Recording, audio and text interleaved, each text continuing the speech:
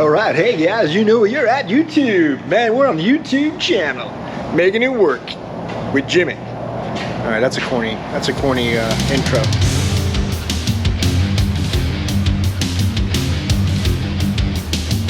Hey guys, thanks for tuning in. We're back at it again. I'm Jimmy, we're making it work. We're gonna spend a day in the shop, right behind me here, fixing some cars, making things happen, getting people back on the road. You guys know the deal. Well, if you're new, you might not, but stay tuned. I'm sure you'll find something interesting. We might learn a thing or two, me and you, and we'll have some fun doing it. Stay tuned. Lift's still broken. We prepaid the guys that are gonna fix it, but they can't get the parts. But they wouldn't even order them unless we paid up front. So we paid them $1,000, and it's been, what, 2 weeks now? Haven't heard anything. But it is supposedly a reputable place that we've used before. So we'll see what happens with the parts. I've probably got some Chinese kids whittling them out of blocks of steel. Well, Schmuckatelli sent me some secret spy pictures he's got of some of those guys making the components for lifts and tools and stuff. It's crazy, you gotta see it.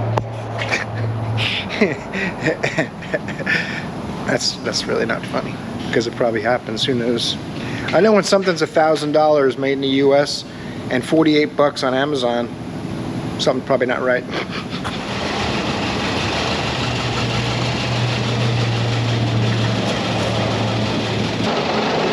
(2015) Volkswagen Passat. Same thing. Customer states it runs extremely rough, and I'm gonna have to say they're right, because it's basically trying to shut off right now. Oh, we got no gas, tire light on, traction light on, EPC light on, brake warning light, blinking check engine light. We got trouble. Let's get the top down hooked up and see what we can see. It's actually running like it's got mechanical engine problems or something, but you never know. Could be something as simple as a bad spark plug or injector or something like that. Vacuum leak. Codes reduce the areas you can speculate at. 2015, 106,497 miles. About twice the life expectancy of your average German vehicle. I apologize if you're a German vehicle fan, but I work on these things with 50, 60,000 miles all the time. What are you gonna do, right? All you can do is try to figure out what's wrong with the vehicle and repair it, regardless of what year or mileage. Or as far as cleanliness and love rating, it needs to be vacuumed, but it's actually pretty clean. I'm gonna give it a 6. A little vacuum job, this car might get a 7. You know, driving around with no gas in it, that's probably not really good, but oh no, look at all of these modules. You know what I'm gonna do? I'm gonna start off today's video with a topology smart scan. I'm gonna go under the hood, take a peek around while it's doing it. How about that? Yeah, she's doing a little dance. That's what we call in Kissimmee, no bueno.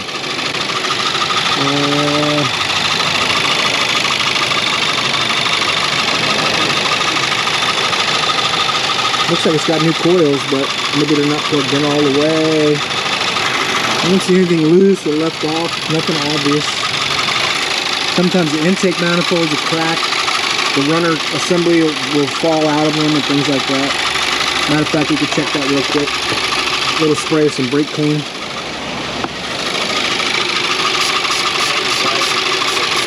Nope. So probably focusing on a misfire from the cylinder problem, coil plug, etc. Alright, topology's done. I emailed Katie the report. We got a hide cylinder code, a data bus error value code, fuel level code, which we know it shows empty. Cylinder 1 misfire detected, cylinder 3 misfire, cylinder 2 misfire, and random misfire. Data bus error. Read data stream. I'm going to pull up some data PIDs that are imperative to the misfiring. Clearing the codes may make it run a little better, because if it thinks there's misfires on a couple cylinders, it will turn off the injectors to those cylinders to protect the catalytic converter. So sometimes clearing codes will make it run better, but then sometimes it's harder to find which cylinder is misfiring because it clears all the learned data out. So I try to look for a cylinder misfire myself, and then I'll clear the codes and see how it runs after that. I want to look at individual misfires right now before messing with any of that stuff. So let me find those data PIDs. There's going to be a lot of stuff There's 375 data lines. It shows you at the bottom of the screen how many data PIDs there are. So I got to look through 375 lines of data, and we'll come back. Alright, those are the data PIDs I want to take a look at, see if I can find these misfires. Looks like 3 and 2 are not very happy. Yeah, 2 and 3 are where we're going to focus on this thing. And what I'm going to do, I'm going to pull out the spark plugs on cylinders 2 and 3, see what they look like. Could be damage to the spark plug. If there is, it's a mechanical problem. If the spark plug's wet with fuel, then I know it probably has no spark. If the spark plug's dry, it probably has no fuel. So let's take a look at that. The heck? Don't be like that. Yeah! They look brand new and they're already stuck. Pull that spark plug out of there and see what happens.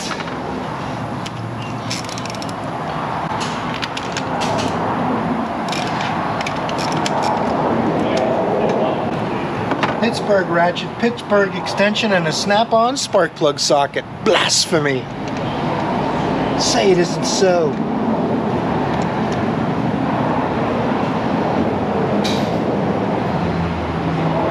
Man, that doesn't smell good. Look at that spark plug, huh? Ah, you gotta love it. You gotta love it. Well, you don't gotta love it, but it smells like gas.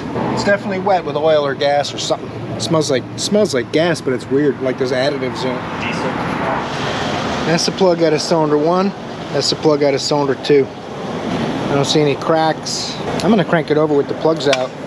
I'm curious to see if this injector's hanging open. It'll spray fuel out of there. You guys keep an eye on it. Let me know what you see.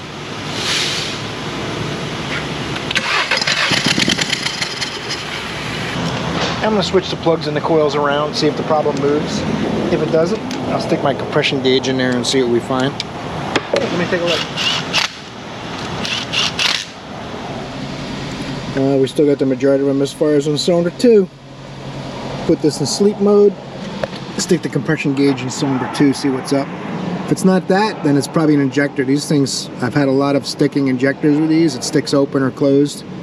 This one, the plug was pretty wet, so it looks like it's spraying too much fuel in that cylinder. But I'm going to verify with a compression test first. What happens too is, because the cylinder's gas washed, it's probably going to read slightly low, but it should still make, you know, 110, 120 pounds of pressure or more, even with it being a little gas washed down. When you get it running right, the compression is going to go way up when it burns all that excess gas and oil out of that cylinder. Look how wet that plug got already. I moved that plug from 1 to 2, and it's already wet. Trusty Craftsman compression test set from days gone by. It's a classic. I'm not even sure where this Bad Johnny was made. I've had it quite a while, so, but I don't think it's old enough to be pre-Chinese era. It's probably 15 years old or so. My other one got stolen, so. All right, let's crank this up. Uh-oh. That's not good.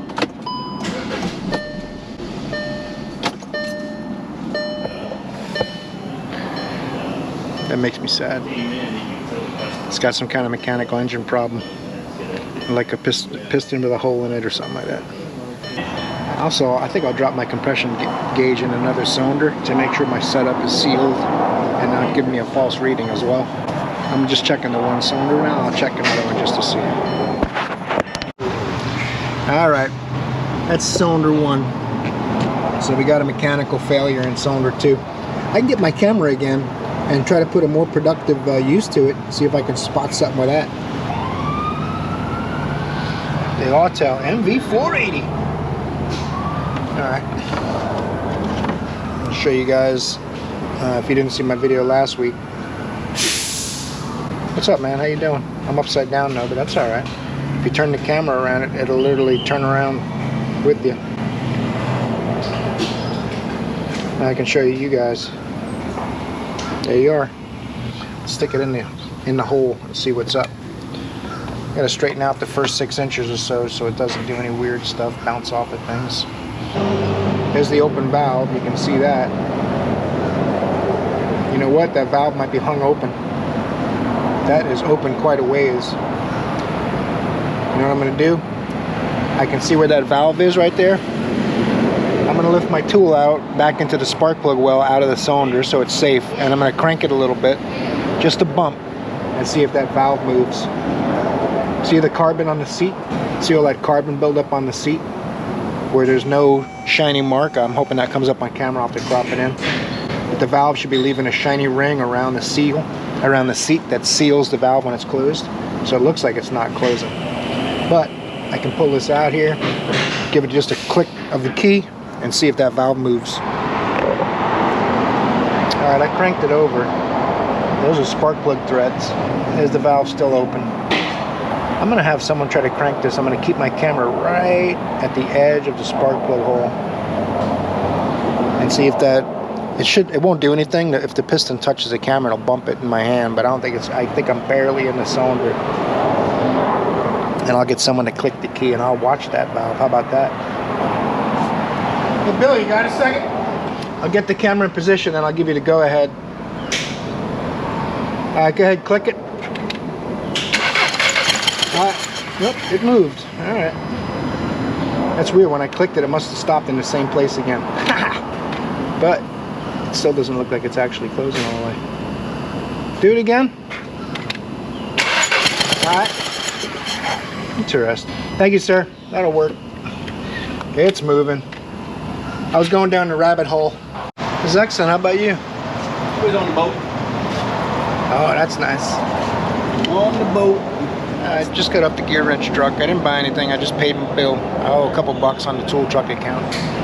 But I put this back together. It needs an engine. I did that second compression test, verified it had no compression in cylinder 2. The valves are opening and closing, so there's got to be piston damage that I can't see with my camera. So I'll give them the option of doing a tear down inspection, but it's going to end up needing major engine work either way. So put these spark plugs and coils back in, and then we'll see what's next. You guys know what time it is. Time to unlock the door. Heck yeah.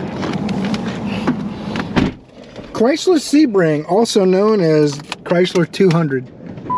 They were so embarrassed they changed the name. Which makes me kind of sad, because I made a fortune on Chrysler Sebrings. Back when people thought they were worthwhile to repair. I'm sorry if you have one. But they're junk. These cars, Chrysler Sebrings, I put them right up there with Mini Coopers as one of the vehicles to never ever buy or let anyone you care about buy, unless you like getting things fixed and spending money on a car. That's for things that shouldn't happen. I mean, seriously, guys, I've fixed so many of these cars, it's just ridiculous. But they sell a lot of them, and every time a friend of mine buys one, why would you buy that? I told you not. Well, they made me such a good deal. Why do you think that is? That's the question I always have to ask. Anyway, they put a gas cap on it already, and they still have a gas cap warning. 40,082 miles. That's about the life expectancy of a Chrysler Sebring. I think this is a 2012, but it's not seeing a lot of love. It's going to be about a 4. I think I give a lot of them a 4. Not, and anybody with legs can't sit there right now the way the seat is, but but it looks very comfortable otherwise. Nice and laid back, reclined. Let's get the scanner on it. One of the first things I noticed, this car was wrecked. Pretty major front end collision. Both fenders were off. The bolt doesn't even look like it's tightened down all the way. Hood's been repainted. Looks like it used to be black or gray. Catalytic converter and PCM reprogrammed under warranty. None of that has anything to do with anything. I'm going to see what codes we have, why that little gas cap light is on. Oh, look at the compressor bolt. That's probably not supposed to be like that. I could tighten that up for him real quick. It doesn't thread in. Has it not lined up? The other bolts are in. The other bolts are in still. That is terrible. I'm going to have to let him know about that. So, since it was in a collision and bolts are loose and stuff, I'm inclined to think that the purge valve has a broken vacuum line, or maybe it's sticking open or something like that. So, but I'm going to get the scanner. Oh, look. Free tools. You guys see it? You got to be like an eagle eye over here. Look at that. Free Stanley screwdriver. Hey, yeah! It's going to be a good day. Free Stanley screwdriver. And the phone's ringing too. That's where the little purge valve is down there. That's why I was looking in that area. Found me a free tool. This thing's got oil leaks and all kinds of things going on. It's got 40,000 miles if that's correct. So, all right, let me stop procrastinating and get the scan tool on it, see where we're at. Let's do a local diag, and we'll get a little topology test going just for fun. Smart scan. What's funny is I was watching some, I still haven't decided which intro I started this video with. I did a goofy one and my regular one because I was watching some YouTube videos last night. These guys, they're pretty funny, where you can tell they're just full of crap. They're like, hey, how you doing? Thanks for tuning into the channel today. I'm like, you can't keep being fake for long. People see through it. But Hoovy has held that up pretty well. I wonder if he's really that goofy in real life. He's been going for years now, and he's been pretty goofy the whole time. Maybe he is really that goofy in real life all the time. Anyway, let's get this test going. We'll see what kind of codes we got. We'll do our 2 codes. We'll do our obligatory report to Katie, and then we'll take a look and see what the problem is. I'm suspecting a purge valve. Some of these have a unique kind of vent valve, and then we'll take a quick look under the hood at that purge valve. I suspect sometimes they've even seen cracked EVAP canisters on these things. So we'll take a look. Let's see here. Oh, EVAP system loose cap, EVAP system small leak. Well, that's terrible. Let's go into clear DTCs. If we want to do a service bay test, we'll clear them. They're not going to come back because it takes 2 trips usually for EVAP codes. I got some occupant restraint control codes that are hard codes, I guess. Let's take a look at the. They said they put a new gas cap on it already. Let's go take a look and see, because it's really. Sometimes they put junk caps on them that aren't. Oh, locking cap. Those are terrible. I can feel it wiggling around like it's. Okay, I guess it's locked, but it spins. The filler neck's wobbling around too. Alright, let me get that cap off there and take a closer look at it. And I'm going to lift it up and see if the filler neck's intact and stuff like that. But these locking gas caps, they're terrible. And then worst case scenario, I'll put a piece of plastic in the filler neck and screw the cap back on and do a service bay test, see if it passes. If it does, then the cap's defective. These locking caps are terrible. Not only are these gas caps terrible for evap leak problems, but they don't really protect anything. You just give them a tug and turn them, and they come right off.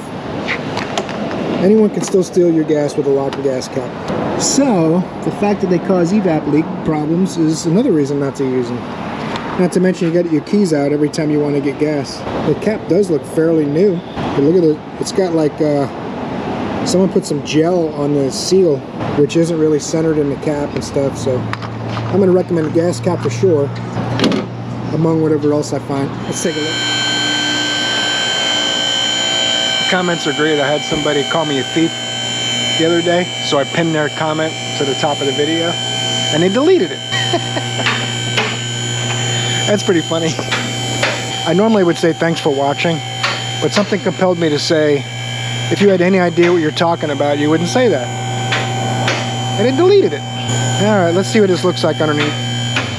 Man, I gotta look at the scan tool ECM data and see what the mileage really is on this thing, because even for a Sebring or 200, whatever you want to call it, something's not right. This looks like it's got brand new brakes. Got way more miles than it shows. Oh, look at that subframe. My goodness gracious, that is no good. Oh, free bolt. Free bolt to go with my free screwdriver.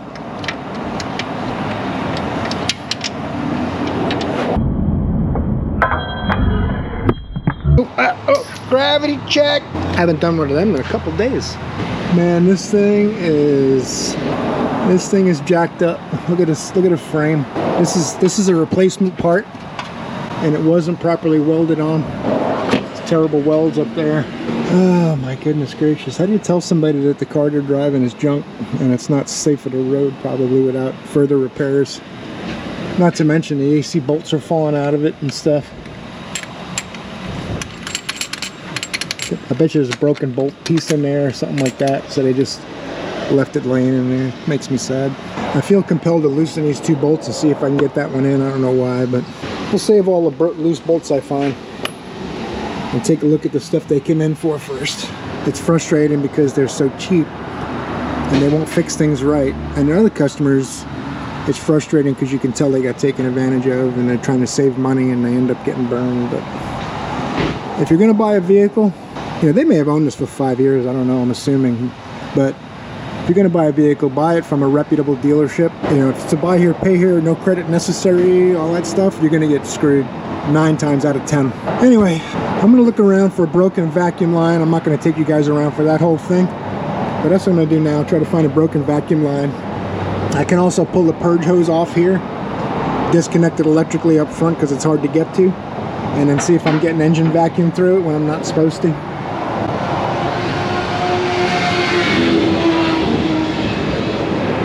And we'll see what we find. We'll come back. Alright, one of the nice things about the wireless scan tool is I can see my purge is at 0 duty cycle. And I unplugged the line here.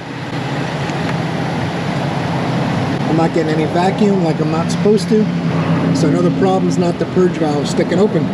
This does have the ESIM valve, which they're terrible. It's like the highest failure rate on all the Chryslers. But we still got to do some testing to make sure. If putting the gas cap, the plastic over the gas cap, it still fails, then that's the way I'm going to lean.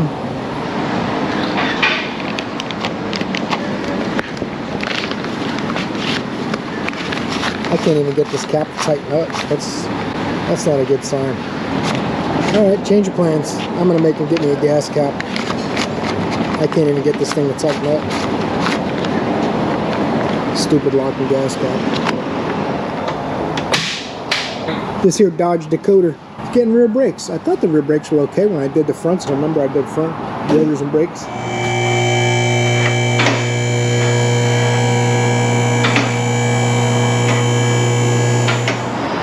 To get the wheels off a Dodge or Chrysler product, you gotta have 4 different size sockets because you never know how expanded the nuts are gonna be, or that maybe they change them to 21mm nuts, so you don't know. I just bring all my sockets when I do this on a Chrysler product. I hope he has a lug wrench for him if he ever gets it flat.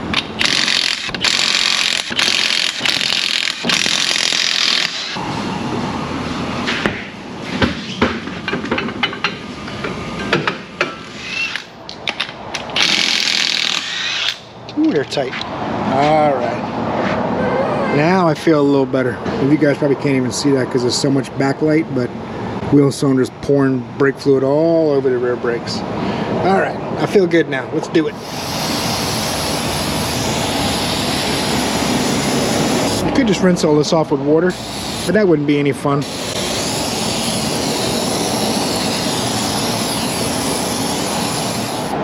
Well, first order business is to get these long springs out of your way. Some of you young whippersnappers might not have seen one of these tools. I know most of you have. Some of you probably have. Brake drum spring tool. Super handy dandy. You just hook in the back of the correct holes. There's a hole for each component, and it's usually really close to where you need to be. You pull it up and out, and then you can get your adjuster lever and adjuster cable out, and then take your little spring, and there's a spring that goes across here above the adjuster, and you don't want to let this fall in your garbage can. I keep a garbage can underneath so that'll make a mess on the floor, but it's inconvenient if you drop something because it ends up falling in the garbage can. Got a hot set. You always want to clean off all your anchor points. Put some fresh brake grease on them. Keep down your noise, otherwise you'll hear the shoes going especially if they're a little out of adjustment down the road someday. So always clean them up nice and lubricate them, which is another funny thing with disc brakes. People say not to lubricate the contact points, but on drum brakes they say to lubricate them. So I feel like I'm beating a dead horse. This spring doesn't look too good. Hope they get me a spring kit. I'm gonna go up front and ask them. How about that? The wheel cylinders are getting changed obviously too. Those are 10mm line and 10mm bolts. My parts aren't here yet, but I'm going to loosen the line, and it feels like 3/8. My wrench is real sloppy on there. I'm going to get some 3/8 tools. I don't think 10's right. I'm going to loosen the line, take the bolts out, and just leave the line snug so it doesn't drip the whole time waiting for the parts. And then once Just leave it a little snug. It is 3/8, not 10mm. So I got a chrome 3/8 socket. What brand is it? Gear wrench. Now we'll come back on my parts kit here. Got me some pots. I always start the line before I start the bolts. Some of you guys have seen my videos before. It might be repetitive, I apologize, but not everyone has seen my videos before. It's always easier to start the delicate line and not mess up the threads. The bolts start pretty easy once you push it in place. At least that's my experience with it. Get it pretty close, up against the backing plate, and the bolts should start nice and easy. Just turn it on the line, you feel the threads for the bolt. Power tools, commence, tightening. Now the line last. The teeth on the adjuster wheel always face down. That's how you know if you got it on the right way. The lever is here, and since this wheel's kind of centered, you might think it could go either way. But since the lever pulls up, it wouldn't work if the teeth are facing the wrong way. So the teeth are always going to face down so that that lever can self-adjust when you back up and hit the brakes. I put the spring in first, then you can use leverage to get the adjuster in. Boom, ready to go up in the truck. We're not getting new springs. Makes me a little sad, but I guess they're too expensive.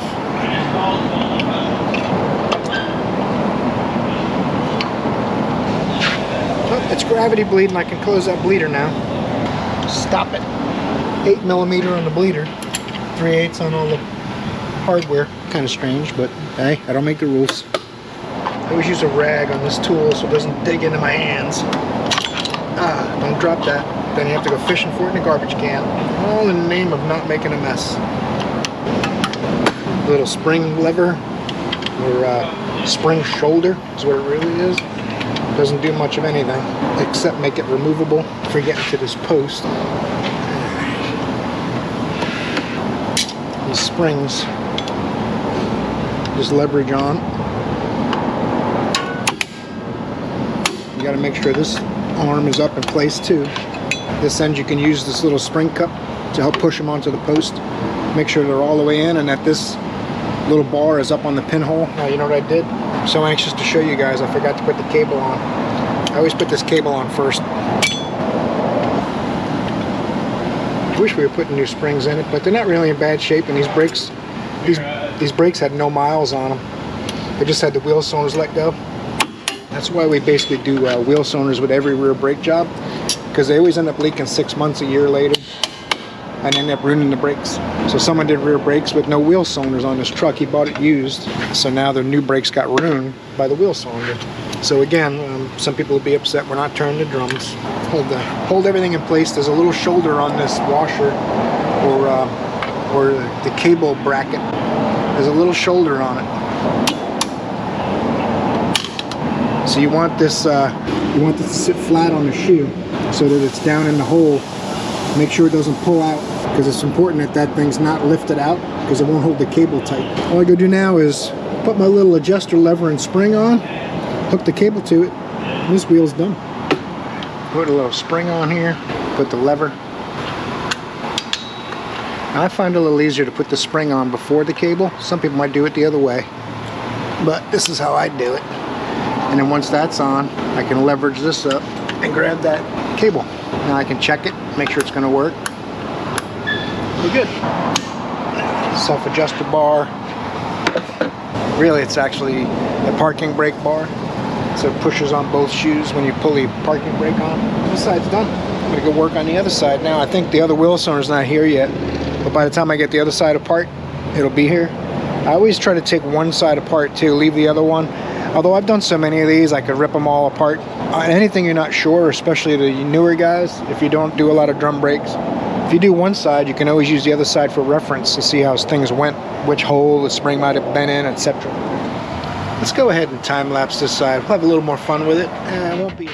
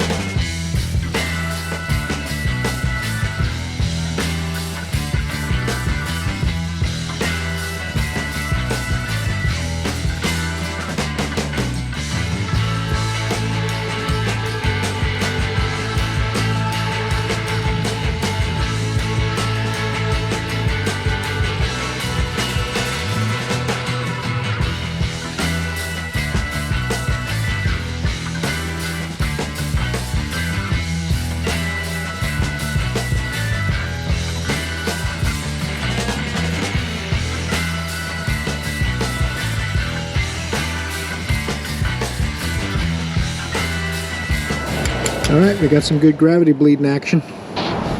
Once I get the drums on, I'll have someone step on the pedal real quick, check it for leaks, and get the last little tiny bit of air out of there. Gravity bleeding it will do it. It just takes longer, just waiting and waiting for it to drip out. And then I'll load the hydraulic system by pumping the pedal, come back out, gravity bleed it more, and you'll get a tiny bit more air. But if you can get a helper, it's a lot quicker. Or you can set up your vacuum bleeder if you feel like it, and do it that way too. There's many different ways to get the same end result. If you leave air in the system, you'll know, because you'll have a spongy low pedal, and no matter how much you adjust it, the pedal will be spongy and low. That's when you know you got to look for more air. When it comes to brake adjustment, there is a specification, a certain amount of clearance. You measure the drum and you measure the shoes, and you split the difference with a certain measurement. It's in the thousandths of an inch. It's not much. But what I like to do is feel drag. As long as you feel the shoes dragging, sometimes I'll click a little tighter, and then I'll back it off a few clicks, and I'll know I'm close. If you put the wheel on and you just go whee, and the wheel just spins on the differential with no drag, it's not tight enough. And if you try to turn the wheel and it only goes like a quarter turn, then you have to back the adjustment off. So you just want to feel the shoes touching the drums, then you'll know you have most of the clearance taken up.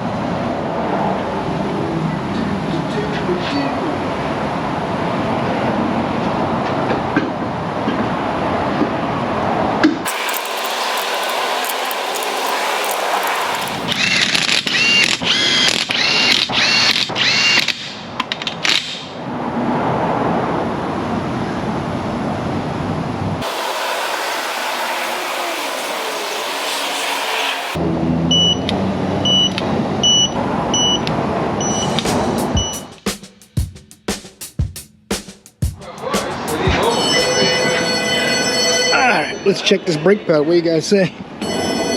And let's answer the phone too, because the phone is ringing. Look at that thing. The phone is ringing and the pedal is hard as a rock. Look at this thing.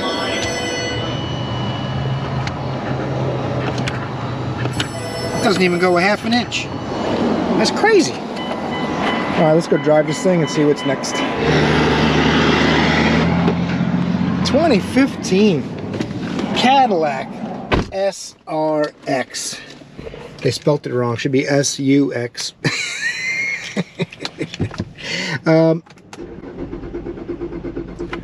No start. That's what they said, and I'm going to agree. But now it won't stop cranking. Stop. How many miles are on this monstrosity? Trip odometer 39,000. 101,992 miles on this cream puff. It's in pretty good shape. Just needs to be vacuumed, no clutter, no debris, no food, a couple of pens, nothing wrong with that. 2012 they had to patch the armrest already. That's sad. I'm gonna give this thing a 5, say it's about average. It's in pretty good shape. Seat needs work, you know, General Motors quality. Quality is job 1 at General Motors. Change oil soon, check engine light on. Let me grab the scanner and see what kind of codes we have. If it's a fuel-related problem, like a pump, then it'll have lean codes normally. Sometimes they'll even have circuit codes on a vehicle this new. This is a 2015 Cadillac. They should be able to tell you exactly what to replace.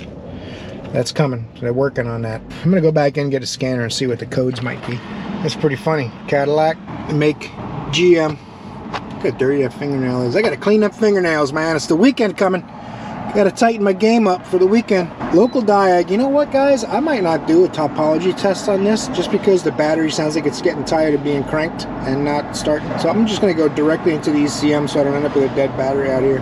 I'll have, oh, look at all those modules. Well, those are potential modules, and I bet you, being a Cadillac, it has most of them. I'm just going to get a good idea of what we got for codes. I'm going to have to probably get up fuel pump control circuit, high voltage fuel pump control circuit.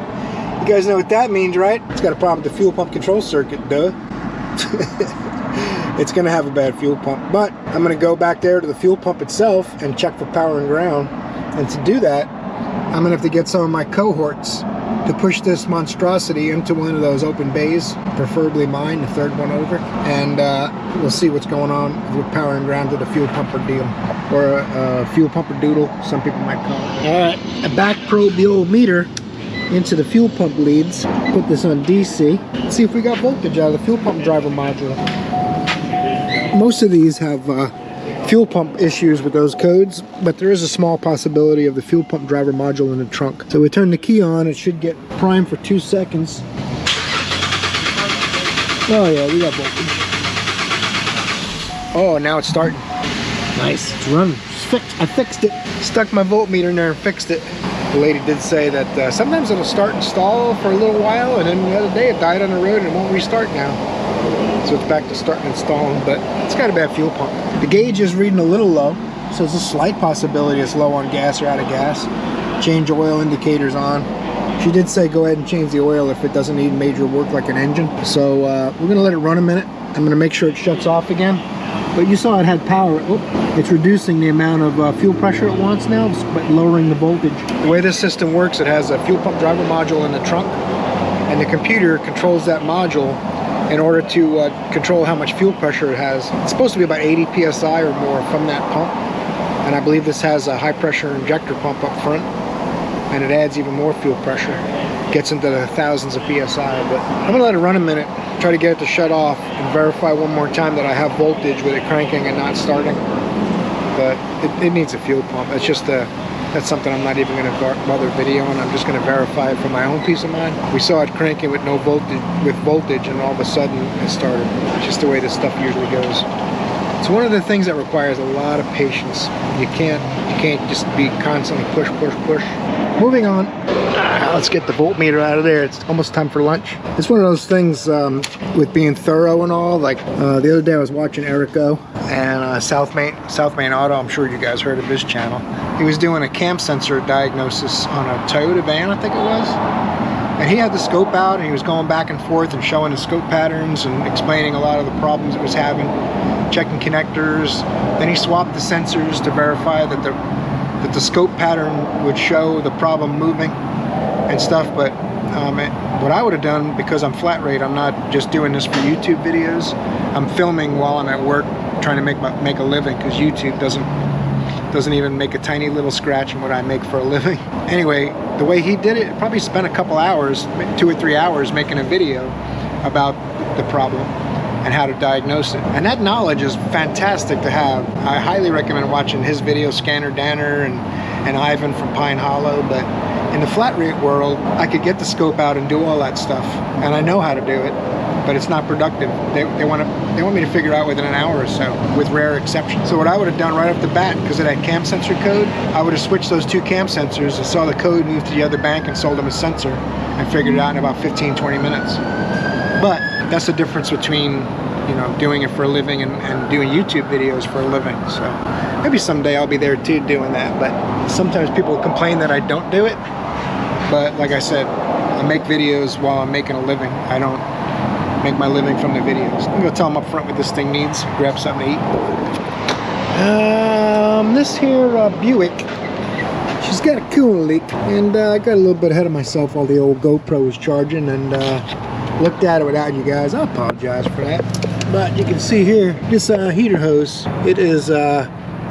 it's broken. So that would be why she saw it overheating and the temperature gauge went up and the warning came on. So we're gonna let them know it needs heater hoses. Let's go inside and take a look, see what the kind of love rating this thing gets. I believe it's a 2012 or a 2014. What the heck year is this monstrosity?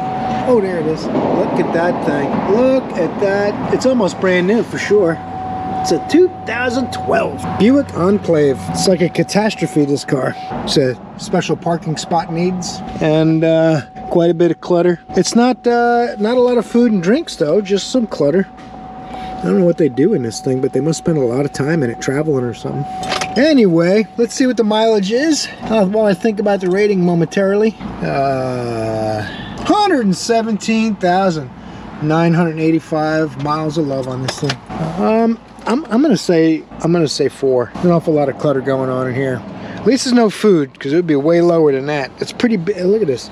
GM, the buttons are terrible on GMs. They always do that. I see it on a lot of vehicles nowadays though. I don't know who makes the buttons for them, but almost every brand, the paint comes off the buttons and you can see whatever color the plastic was underneath the buttons once it wears away. Let me let them know up front we gotta do heater hoses.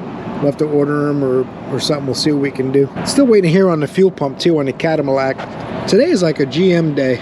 Customer wants it fixed no matter what it costs. Parts are on the way. Just got to get some stuff out of my way though. Got it. I can almost see the heater hoses now. We need some quick connect tools or maybe some pliers and see if we can get that apart. And we can try to answer the phone and all that stuff. Now this is a Blue Point set. I probably paid a couple $100 for it. It's probably like $39 on Amazon from somebody else, whoever makes it. I never really even have any good luck with it, to tell you the truth, but I always like to try it first so that I don't have to disassemble the hose and the O-rings and all that kind of stuff, especially if I'm putting it back together. We'll give it a try. I don't have a lot of hope for it though. I think the green one or the orange one will fit most of these connections. We'll see if it'll work. If it doesn't fall down into no man's land. Come on!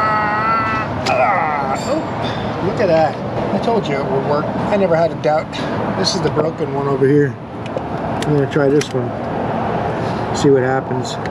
You're supposed to be able to put it in there. A couple of twists. Sometimes if you roll it around and make sure the O-ring's going to let it turn. Grab my favorite pair of Mac angled pliers. I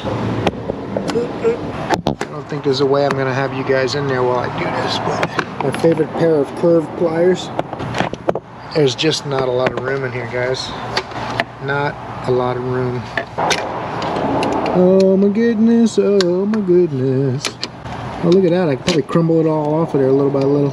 Don't have to worry about the tools. I don't want to hurt the metal tube, that's the thing. And look how crumbly that plastic is. It's terrible.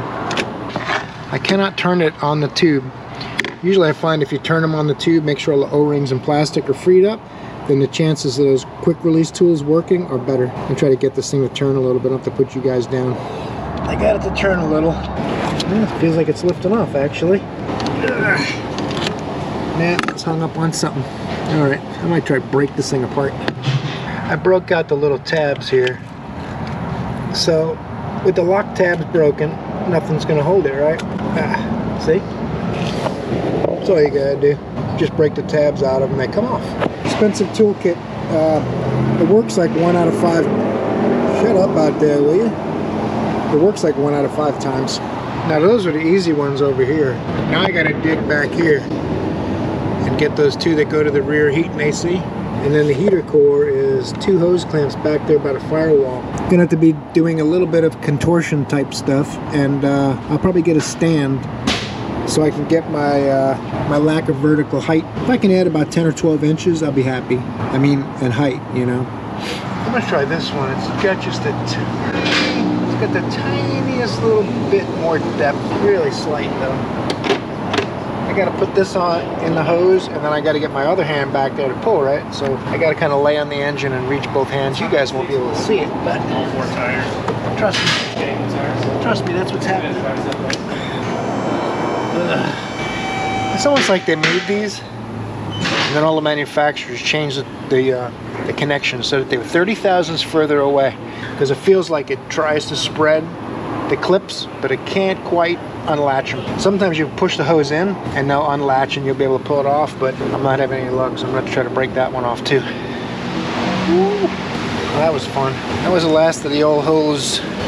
Now I got to start putting the new ones in. They should be easy. Lubricate everything with clean antifreeze. Make sure there's no old material or O-ring material or plastic stuck on any aluminum tubes. The way I remember the 2 heater hoses, it's bottom, bottom, back, and top, top, front. That's how they're connected. That's what it looks like in one piece. This is going to be bottom, bottom, back. So get a nice clip on there. It doesn't come with new clamps for the heater core either. Yeah, let me use that.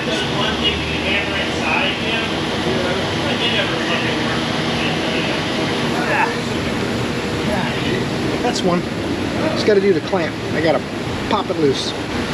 My goodness gracious, that was not a lot of fun because it's so far back there, and I got to squeeze and pull them hoses off. Whew. You younger guys, piece of cake. Trying to put this thing on, it's fighting me and fighting me and fighting me, and then the clamp finally falls off and lands on the transmission, so I take it out, turn it over.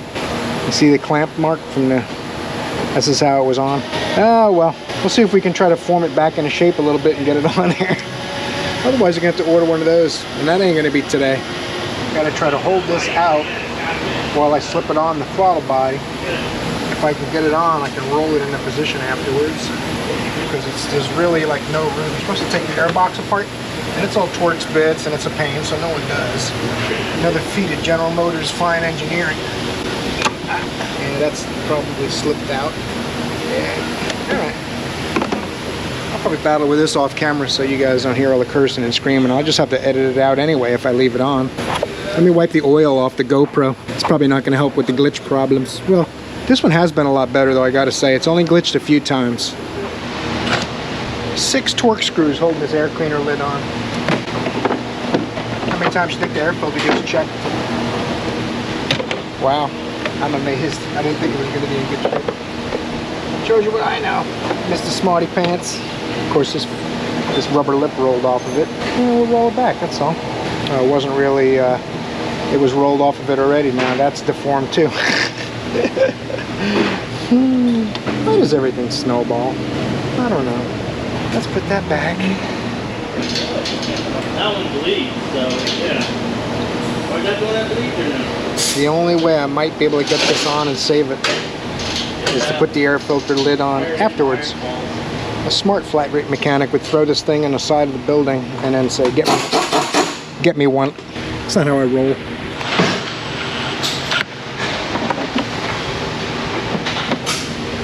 Oh my goodness gracious. GM wants you to discard your car and get a new one before you need an air filter. 2 things I used to like, Snap-on and GM. Those days are over.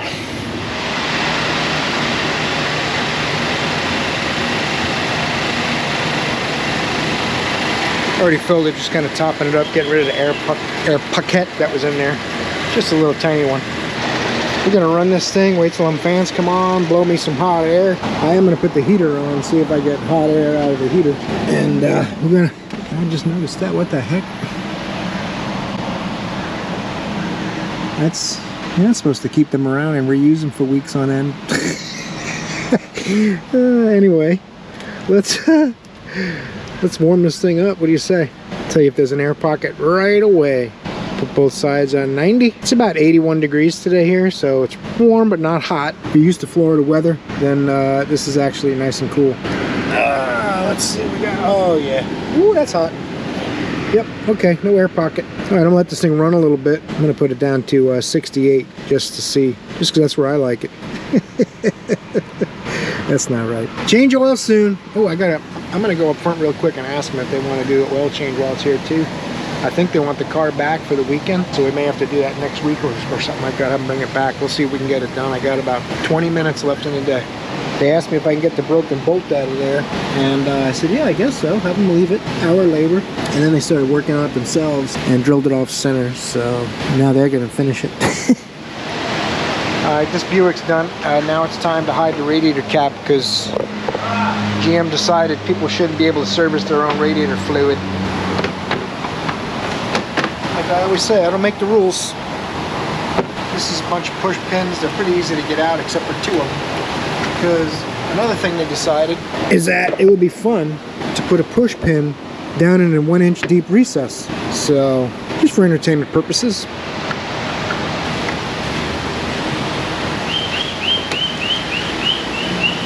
I bet you want somebody's eye. Oh. Let me get that.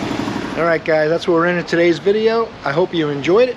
I enjoyed having you here. Maybe you'll torque that like button for me. It really helps out the channel. I'd appreciate that. I hope I see you guys in the next video because you're awesome.